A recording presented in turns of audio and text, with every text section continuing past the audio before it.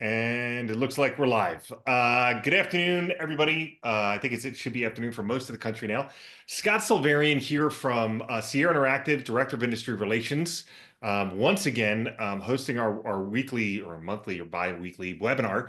So glad you could join us. We've got a really great treat today. I've got some questions for this guy, and I'm sure you do too. The title or the subject of today's presentation is how to un-AI your AI content. So AI, the big buzzword these days. So we're going to get into that in just a minute. As usual, we're going to give it a couple of minutes to everybody to sort of finish wrapping up their contracts and get logged in here. While we're waiting, I tried to think of a creative question for everybody today. We're just getting out of spring break. Hopefully everybody took a little bit of time, traveled somewhere, went away, kind of shut down. I know it's hard for agents to shut down, but hopefully you did. I actually personally went skiing with my family in Telluride, Colorado, which was amazing. So in the chat, so we know you can hear us, why don't you put either where you went for spring break or the best vacation you've taken in recent memory. How about that? Oh, Hawaii. That was a quick one. Thanks, Susie. That's my That was answer, awesome. Yeah, that would be a good one. Aruba, stayed home. But Susie, you just went to Hawaii, but that's okay. Skiing Lake Tahoe, nice. Best vacation, Africa safari. That is definitely on my list. But we got some good ones coming through here, Matt. Croatia, I've heard is amazing.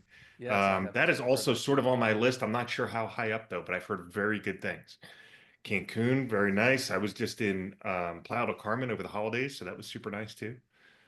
How about you, Matt? Did you guys get away in March? No, this is actually right now is our Oh, it spring is. break. Oh, So yeah. Well, thanks for being with us and skipping your spring break, man. you're very welcome. We have trips coming up though, so that's exciting. Okay, good. Where's your next trip? Our next fun trip, well, our next trip is a business trip, but our next fun trip is we're going to the Oregon coast, Oh, which is cool. about a 5 or 6 hour drive from here, and Nice.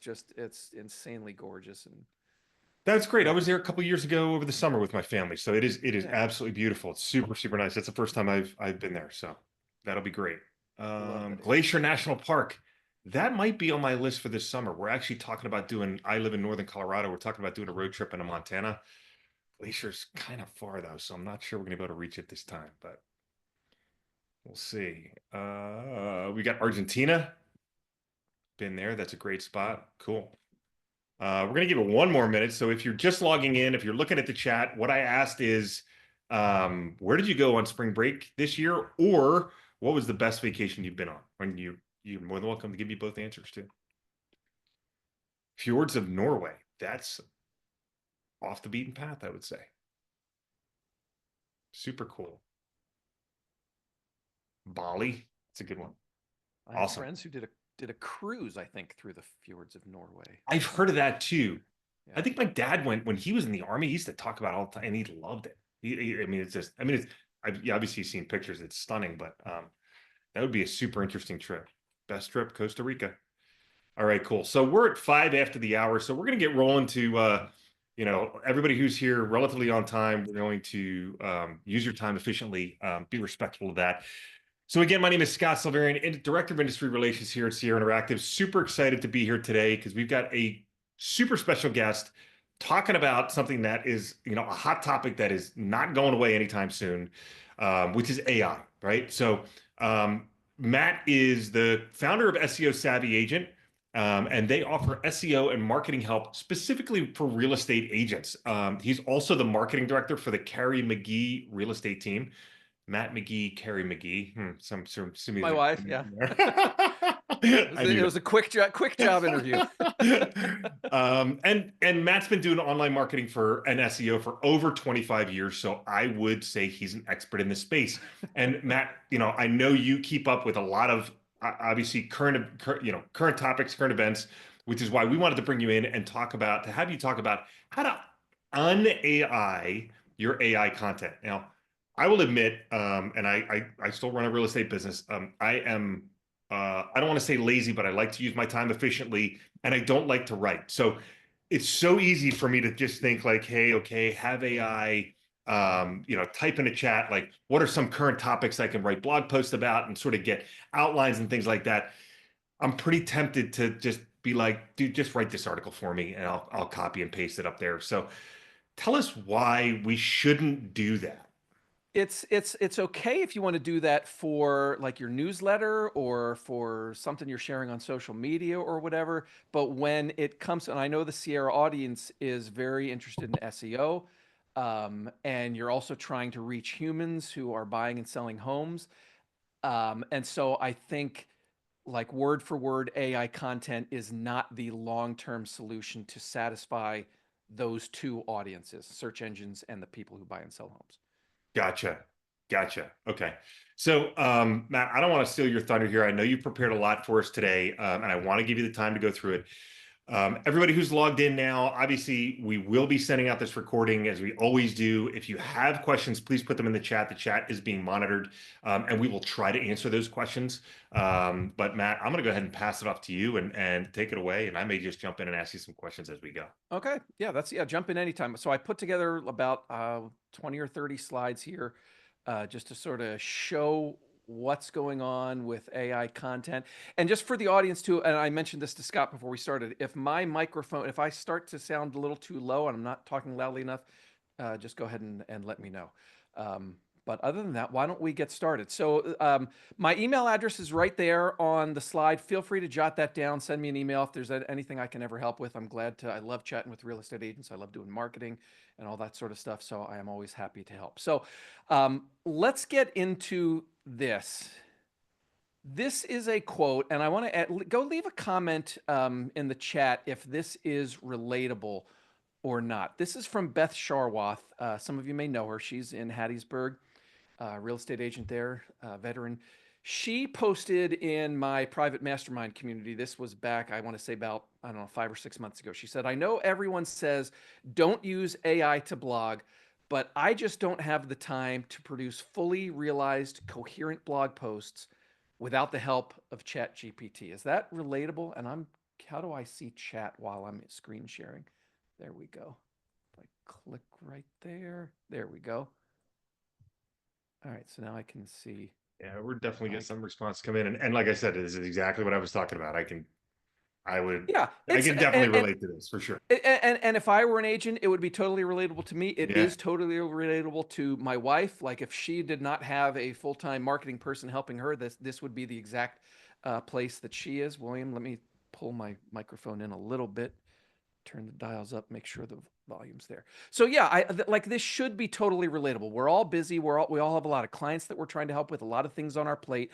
So how do we get past how do we get past this problem? Well, let me first address what Scott was just talking about. Like, why not publish AI generated blog posts word for word? So there's two angles here. I'll start with the human angle, and I'll just say this. Like, if I gave you the option to read an article written by an expert or written by AI about like some topic that's really important to you, like buying a house or selling a house is really important to people. So if I gave you the option of an AI article or an expert's article, I would bet you would choose the expert's article, right? Like, because no one wakes up in the morning thinking, boy, I really want to go read some AI content today, right? So, and like I said, remember, people buy and sell homes, not Google. So the human angle here is important. People want to hear from you. They don't want to hear from ChatGPT or Claude or whatever it might be. Now, I know you were interested in the SEO angle as well. So let's talk about like what Google says and what their thinking is currently on AI written content and why word for word might be a problem. Talk about three things: search quality rater guidelines, EEAT, and one that you might not be too familiar with, which is information gain, which I'll get to in just a couple slides. So Google has thousands of, they're called search quality raters. Excuse me. They're located all over the world. They get paid to do searches and grade the results. They look at the content that Google ranks highly and then they score it. Now, how do they know what to look for? How do they know how to grade content? Well, Google has this guide that you can literally search for it online. You can see down in the bottom right-hand corner where it says download the full search quality rater program guidelines. It's about 200 pages. It's a PDF. It is a sure cure for insomnia. If you ever can't sleep, go ahead and start reading this thing. But this guide tells these raters what Google is looking for and how to grade content. In that guide, they tell the raters to give the lowest rating to pages with content that is copied, paraphrased, embedded, auto or AI generated, or reposted from other sources. And this is the most important part, with little to no effort, little to no originality, and little to no added value for visitors. So that is what the lowest page rating applies to. Now, the guide says that AI content isn't automatically the lowest rating, but it is the lowest rating if there's no effort, no originality, and no added value. And that phrase, in fact, little to no effort, little to no originality, little to no added value, appears 19 times in the newest version of this guide, which they just published in January. It used to be 170 pages. It's now 181 pages. So they expanded a good section of that phrase used to appear, if I remember correctly, one time. It now appears 19 times in this guide. So this is really important in terms of how Google is thinking about quality content, right? Little to no effort, little to no originality, little to no added value. That is the lowest rating. You've probably also heard of the concept of EEAT, which dates back, gosh, I want to say 10 or 12 years. This is also part of this same guidelines, the Search Quality Raters guidelines. These are not ranking factors, but it's what Google is looking for in its search results. They want the search results to reflect experience, expertise, authoritativeness, and trustworthiness. I would argue strongly that AI content is going to struggle with creating all four of those things. That's what Google wants to reward. Now, the newest one, and this is fairly, like I said, this is fairly recent. This is a patent that Google was assigned, I want to say 5 or 6 years ago. It is probably the most important new concept in SEO in the age of AI. It's called, in SEO, we call it information gain. And the patent says that search results may be ranked on their respective information gain scores. And information gain basically means, like, what are you adding? What does your content add to the corpus of knowledge and information that's already on the internet? And Google, with this information gain patent, they want to reward content that says something new. They don't want to reward content that is just repeating the same thing that's been said time and time again, which we know is exactly what ChatGPT does and what Claude does, right?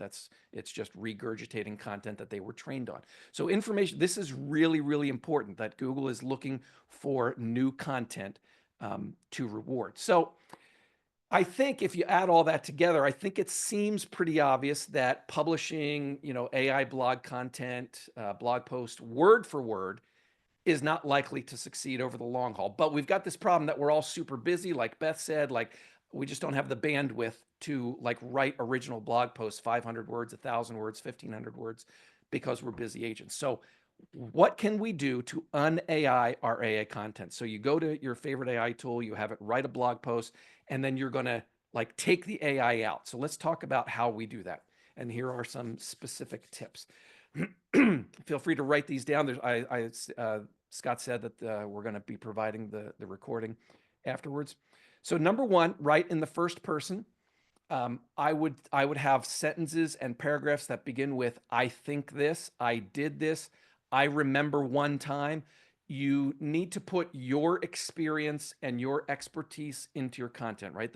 That's 2 of the 4 EEAT, experience and expertise, right? So that's what Google is looking for. It's also information gain, because the stories you have, like, "I remember this one time, I did this, I was working with a client and this happened," that qualifies for information gain, because you're telling stories and adding information that's not already on the internet. Yeah, Susie, I went, right? Like get your experiences onto the page. ChatGPT doesn't have those experiences in its memory. Tip number 2, be conversational. I like to, when my wife is writing a blog post, or I'm helping her write, or I'm optimizing one of her blog posts, write like you're talking to one person. Like, picture your ideal client. Maybe you have an avatar in your head. That's your ideal client. Maybe you have an existing client who's a buyer or seller. Maybe you have a favorite client who's done business with you many times. Just picture that one person and write or modify what GPT gives you in a way that you are trying to talk to that one person. Be conversational, like use contractions instead of let us, let's, instead of I will, I'll. Also ask questions, right? Like just imagine you're having a conversation with this one person and put it on the page. Tip number 3, mix up your sentences. I don't know if you've noticed this, but AI writes very, very rigidly. So try to rewrite with variety. Have some short sentences, have some long sentences, have some sentence fragments, have the kind of stuff in your content that your old English high school teacher would have frowned upon. You want to write that way because that will make your content more relatable, more conversational, less like AI. This, I don't know, you may have seen this. This has gone around, I don't know, I see it online every, I don't know, 5 or 6 months. Gary Provost is a writer, a writing instructor. And you can read what he says at the top. This sentence has 5 words. Here are 5 more words. 5-word sentences are fine, but several together become monotonous. Listen to what is happening. The writing is getting boring, etc., etc. That's how ChatGPT writes often. That's how Claude writes very often. Then you go down to the middle part where he says, now listen, I vary the sentence length and I create music. Music, the writing sings. It has a pleasant rhythm, a lilt, a harmony. I use short sentences and I use sentences of medium length. And sometimes when I'm certain the reader is rested, I'll engage him with a sentence of considerable length, a sentence that burns with energy and builds with all the impetus of a crescendo, the roll of drums, the crash of the cymbals, sounds that say, listen to this, it is important. That's what I'm talking about, like in terms of adding variety to what output you get from GPT or your favorite AI tool. That's the kind of thing that you want to do. Take away the generic, the sterile, the rigid content that they provide. So that's tip, what was that, number 3. Tip number 4, rewrite the cliches. So you've probably noticed this when you use these tools. GPT is going to give you a lot of stuff like, you never get a second chance to make a first impression, right? If you're having it like do an article about curb appeal or home staging. If you're having it just write a generic real estate article, it might say, this market is unlike anything we've seen, right? That kind of content is not helpful. It doesn't add anything. It doesn't reflect your experience and your expertise. So rewrite the cliches that AI content is going to be filled with. Tip number 5, have opinions and share them. Have you noticed when you have GPT write for you, have you noticed how often it hedges?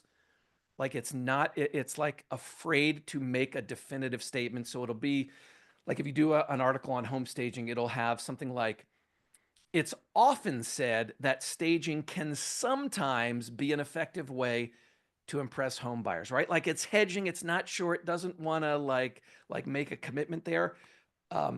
Much better than that is to just say, like, come out and have an opinion. Staging helps buyers fall in love with your home, right? It's definitive. It's an opinion. It's not hedging like AI does, and it's much better for your content. Hey, Matt, before we go on, Tip, I want to just sure. pause right there. I think it was tip number 3 in regards to varying sentence length. Sure. Barry in the chat question, can't you just prompt for that? Can You, you you, prompt to have it vary the sentence length and structure and things like that? yeah, a lot of this you can prompt it with. And I would tell it like to use contractions, tell it to mix up the sentence and mix up not just sentence length but paragraph length, and then yes, go back and that's the whole point of what we're doing. Like how do we you can try to train the AI to not sound like AI, Right. which is the Okay. point. And yes, include that kind of stuff in your prompt, and then go through it again and just make sure that it's doing what you asked it to do. Gotcha. Okay. So you can actually remove a step there by having chat take that over. Yeah, yeah, that'll totally speed up. And I mean, in my experience, sometimes it's better at that than others. Like it's not always going to hit a home run and hit things out of the park. Okay. The area that I find it not good at is varying length. It's good at making things like using contractions, but when I ask it to like mix up the length of sentences and the length of paragraphs, it's kind of hit or miss in my experience. But yeah, I would Gotcha. totally try that. I would totally try that. Okay. Perfect. Perfect. So at the end of the day, regardless of what the output is, still go back and review it, go through it, make it a little bit more personal, make some changes to it. So that Yeah. makes sense. I mean, ultimately, you want it to sound like you. Right. Um, Gotcha. yeah. Thanks, Matt. And as Susie says, right? Yeah, you can ask it to write. Again, that is Claude has a tool.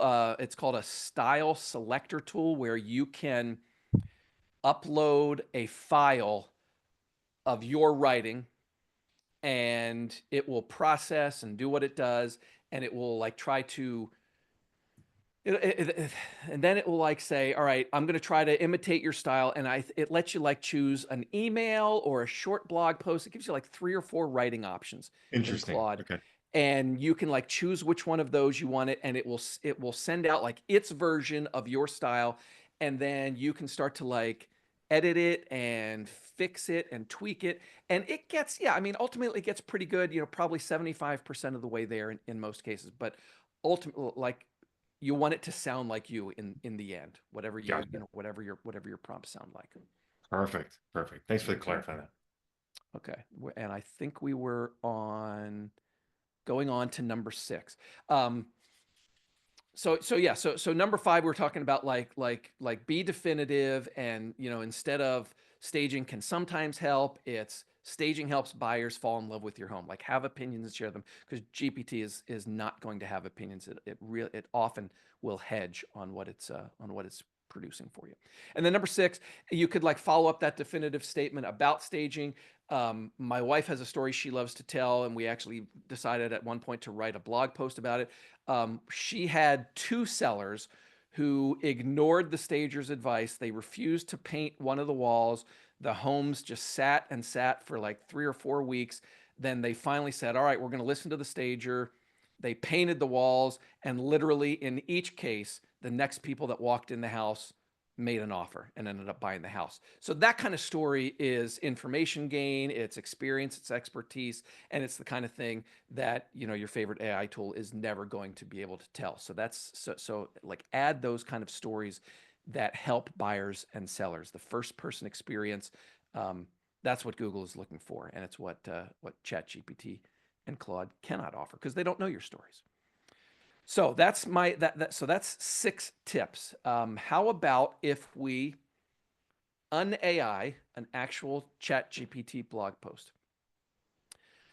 So this is so again, Beth. This is from Beth Sharwath. This is what she posted in the mastermind community. And she said she gave me permission to share this, and I don't think this blog post is on her blog now. She's been redoing her website and changing things around.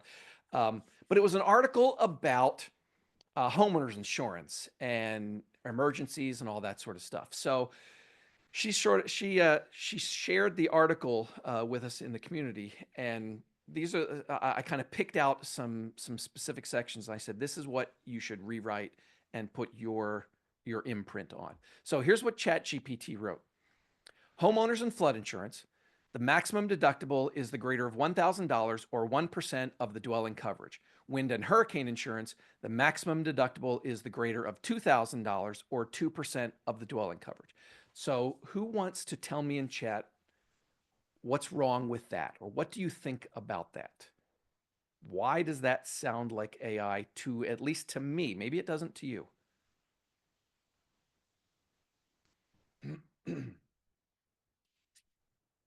No replies?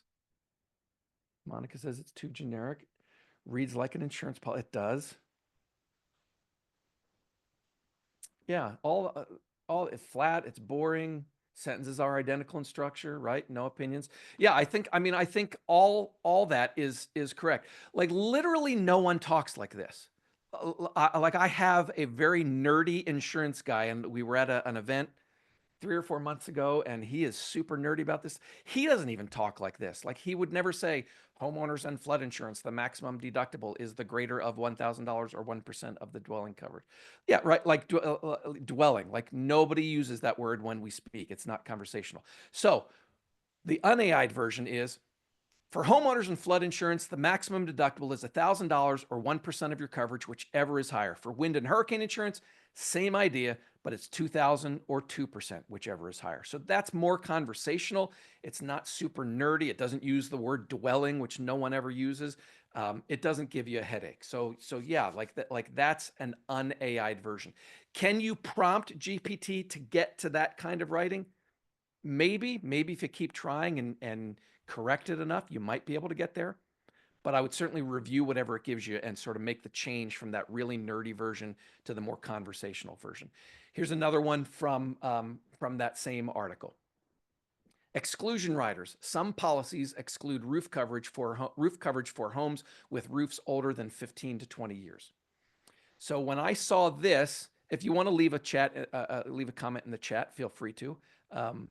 When I saw this, I just thought, well, there's it's just too sterile and generic. There's an opportunity here to talk to the reader person to person, like one-on-one, and just make this more of a conversation. So this I rewrote as exclusion riders. Some insurance companies might deny coverage if your roof is 15 to 20 years old or older. So on the old one, it said some policies exclude roof coverage. The new one says some insurance companies might deny coverage. Like, we don't use the word exclude. Like the phrase is deny coverage when we're talking about insurance companies. And in the old one, it said for homes with roofs. And in the new ones, it's if your roof, right? So we're talking to that person one-on-one. It's more personal, it's more conversational. So that's the un-AI'd version. Another example from the same article. Higher deductibles. For wind or hurricane damage, insurers may require deductibles that exceed loan limits. I think you'd probably all say the same thing about this one, right? Very generic, very sterile, boring. So I rewrote this as higher deductibles. Since we live in an area that's prone to wind and hurricane damage, some insurance companies might require deductibles that are higher than your loan limits. So in the old one, and maybe you see what I did there in terms of like the EEAT angle here. So the old one, it said for wind or hurricane damage. The new one says, since we live in an area that's prone to wind and hurricane damage. Local knowledge, local expertise. We live in this area that has these problems. So I'm making a connection with the person that's reading this. The old one, it said deductibles that exceed loan limits. Very generic, very sterile. The new one says deductibles that are higher than your loan limits. You're having a conversation, you're talking to that person, right? So you're inserting your local knowledge with this version. You're making the whole thing more relatable to the person that is reading it. And then I think this is the last example, again from the same article. ChatGPT said, non-renewals. Insurers may refuse to renew policies unless the roof is replaced or inspected. The un-AI'd version, I rewrote this as non-renewals. I've even heard of insurance companies refusing to renew policies unless you agree to get your roof inspected and possibly replaced. So again, you can probably see what I did there. So the old one, it's insurers may refuse. The new one is I've even heard of insurance companies refusing. So again, your stories, your experience, this is what you've been through. The old version towards the end is the roof is replaced or inspected, and the new version is get your roof inspected and possibly replaced. Again, you're making it more personal to the person that's reading, more relatable. You've inserted your experience into that.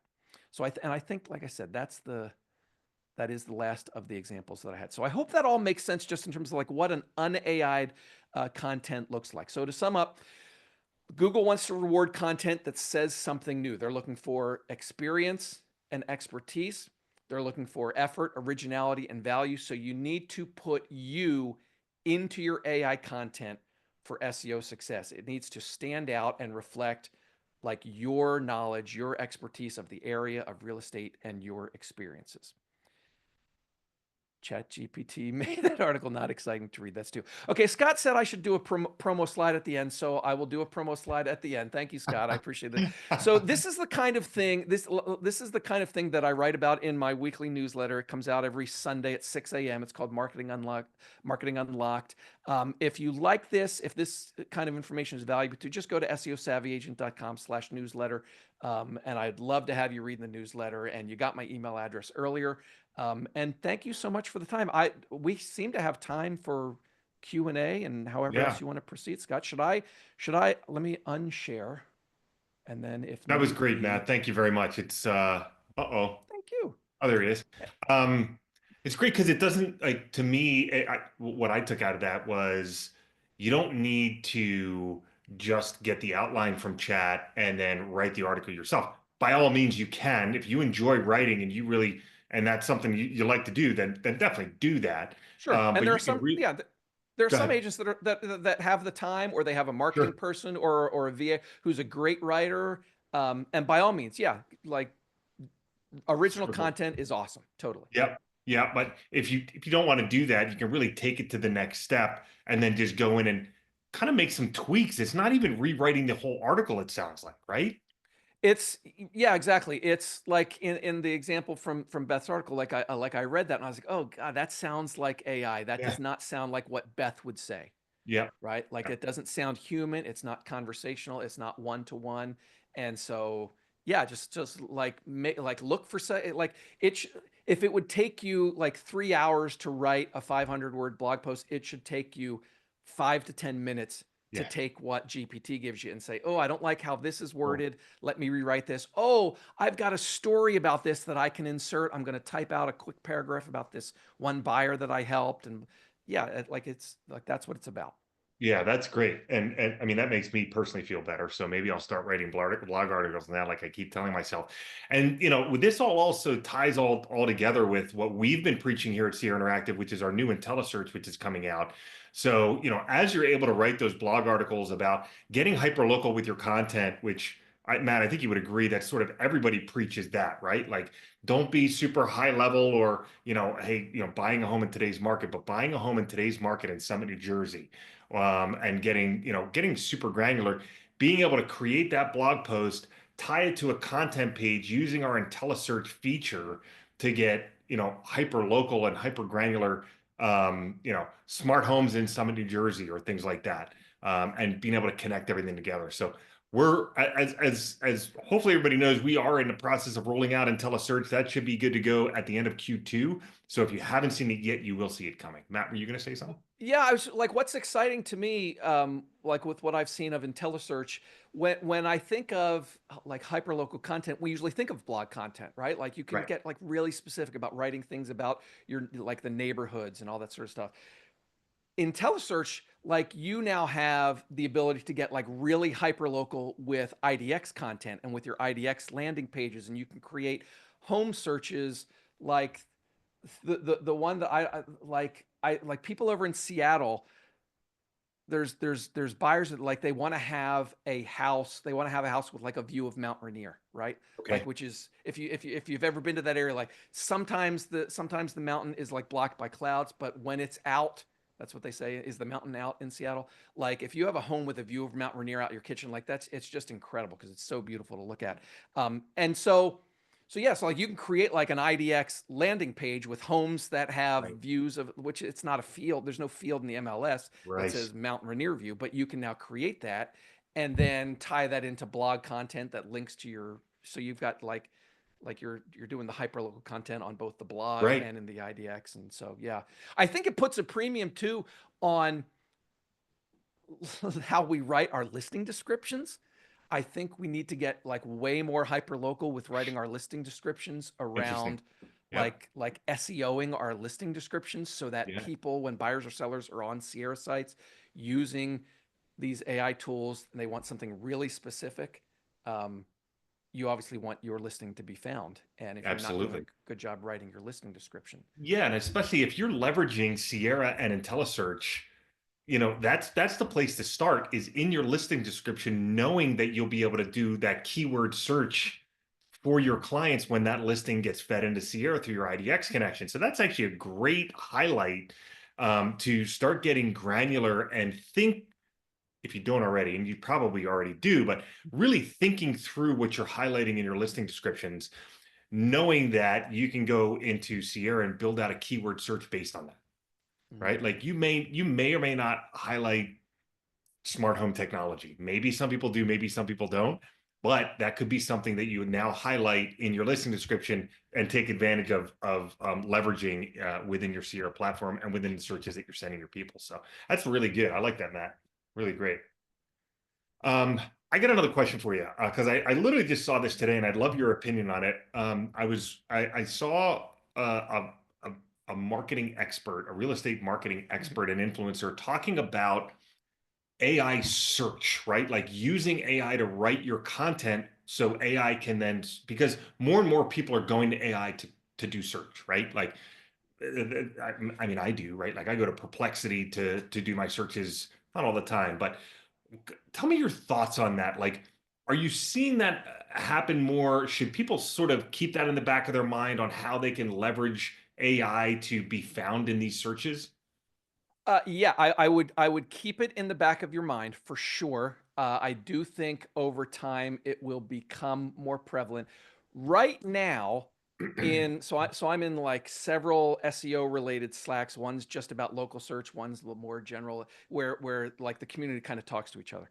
Um, all of the people that work with small business owners, like real estate agents, um, ChatGPT, Perplexity, Gemini, etc., tiny, tiny, tiny fraction of traffic to their websites. It seems like B2B and like programming and coding and SaaS and that's where a lot of AI search is happening. So like my wife's website in 2024, I think she had something like 80 or 100,000 um, visitors. 9 of them came from AI search Oh my throughout the whole year. So it's like 0.0001%. God. Okay. Um, and that was all of 2024. So far this year in 2025, and I haven't looked in a couple weeks, um, it's like 000. It's like 2 zeros and a one instead of 3 zeros and a one. So it's Okay. still tiny.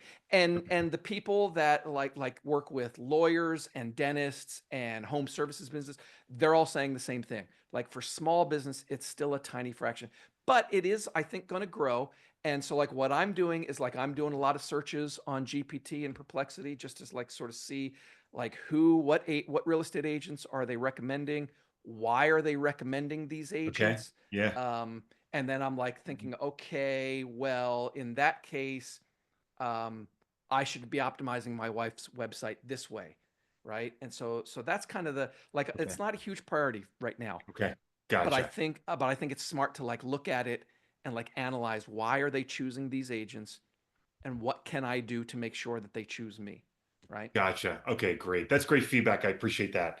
Because like I said, I mean, I'm using Perplexity. I love the Perplexity interface and I try to use it probably more than Google these days. So I think eventually things are going to go that direction, right? So, but it's good to know that it's not super priority right now. But a couple more questions from the chat, and we really appreciate everybody's interaction here. It's super, super helpful.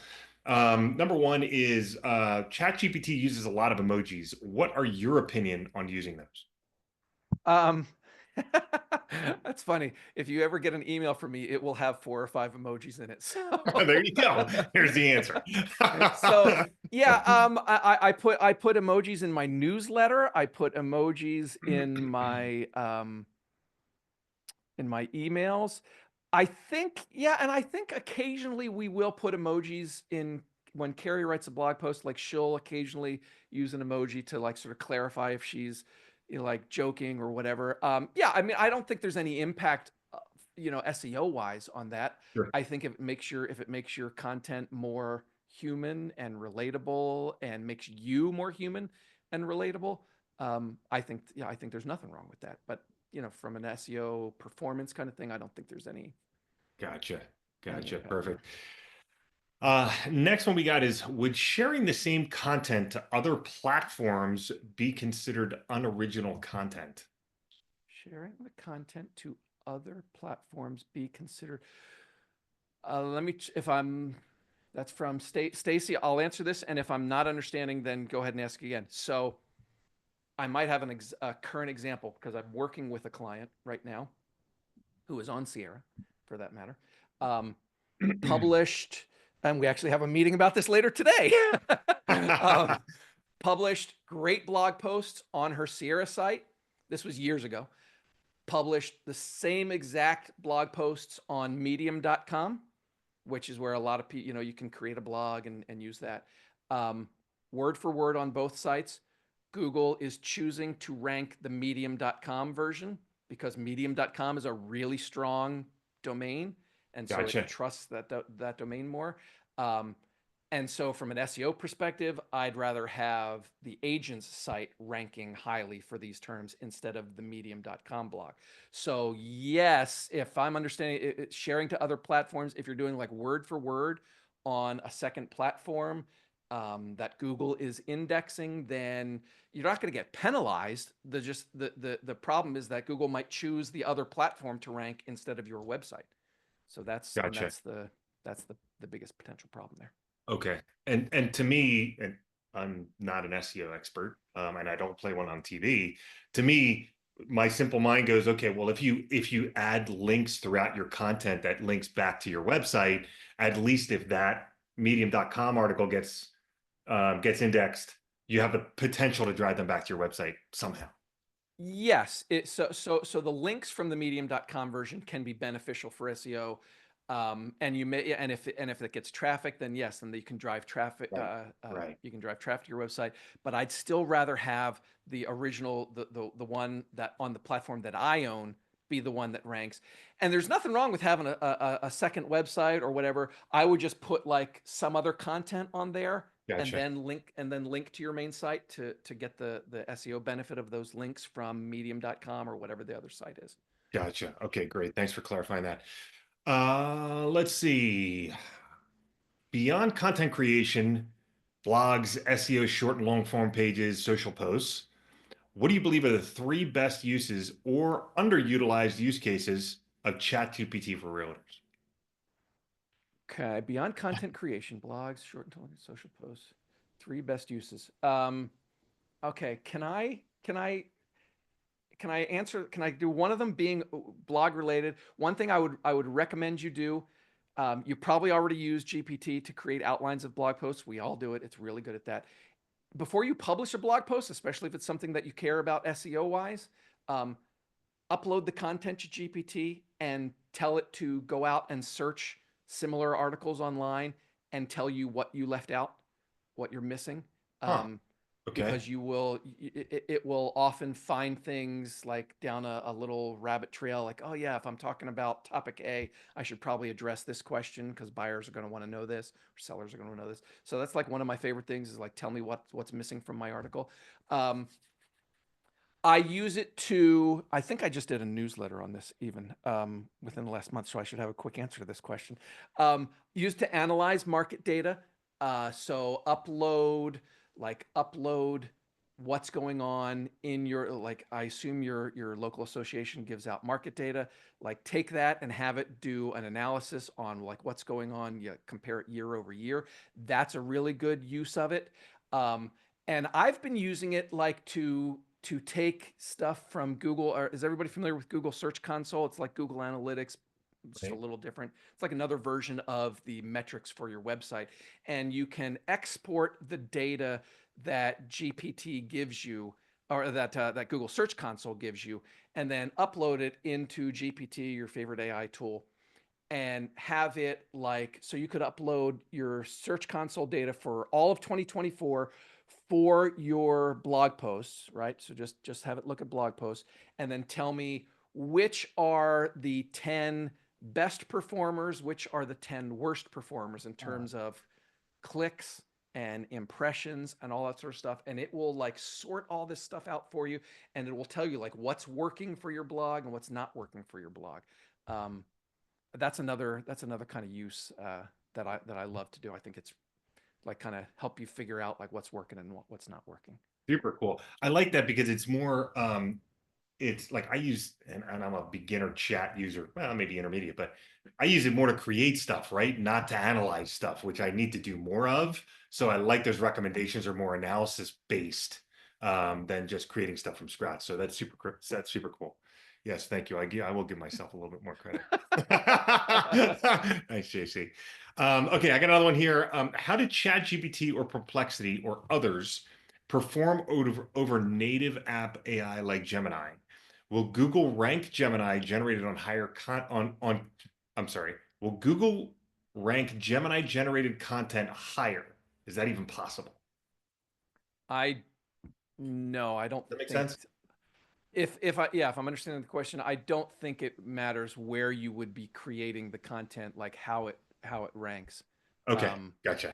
the language models are generally doing the same thing. I mean, they're trained on mostly the same content. Obviously, there's different companies and programmers and all that, behind it. But yeah, like Gemini content should not rank any differently from Claude or GPT content. Gotcha. Okay, perfect. I've seen a couple of questions in here, sort of comparing the different language models. Do you have a favorite? Is there one that you feel is better than the other? It's funny, I just saw a YouTube video about this the other day, and they're just like, and I feel this way too. There's so many coming at you so fast, and every day one's changing, and one's getting better, and this is earth shattering here and there. Like, enough is enough. Like, what? Like, I'm like, kind of just pick one and go. But Yeah, do you have a preference? who can keep track of all the I mean, new honestly, features, like, right? It's yeah. And then you crazy. get analysis paralysis. Like, why am I even going to start when everybody's changing everything anyway? So. Yeah, and like that's literally where I'm, and that's why I use GPT more than the others because number one, I'm paying for it. Right. I'm also paying for Gemini, but that's just because I'm on like the Google One account or something because I pay for storage on Google Drive, and I don't even know what I get for free with that. But I do use GPT more often than any of them. I think Claude is the best writer of the bunch. Um, Claude has the most, what's the word I would look for? Like empathy or understanding of like writing in such a way that it sounds personal. Interesting. Okay. GPT's gotten better at that, but I still think Claude's a better pure writer. But I use GPT more for the file upload and all this sort of stuff. So Gotcha. Okay, cool, cool. Thanks for that. I think we covered I think we covered everything. I got JC taking care of the chat with questions in regards to how to get a hold of you and your newsletter and things like that. So, Matt, I want to thank you very much. I love hanging out with you, man. This is super helpful. I think you brought a ton of value to thank you. me for sure, and our audience as well, and it shows in the interaction in the chat. Want to thank everybody for joining us today. Whether you're a Sierra client, if you're a Sierra client, we thank you. If you're not, you want to find out more about Sierra, feel free to reach out on our website for set up a demo. If you want to learn about IntelliSearch that's coming, that is going to be groundbreaking keyword-based search that can search your listing descriptions, like Matt and I were sort of talking about. And yeah, thanks again, everybody. Enjoy the rest of the week and have a great weekend. Thanks so much. Thanks, gang.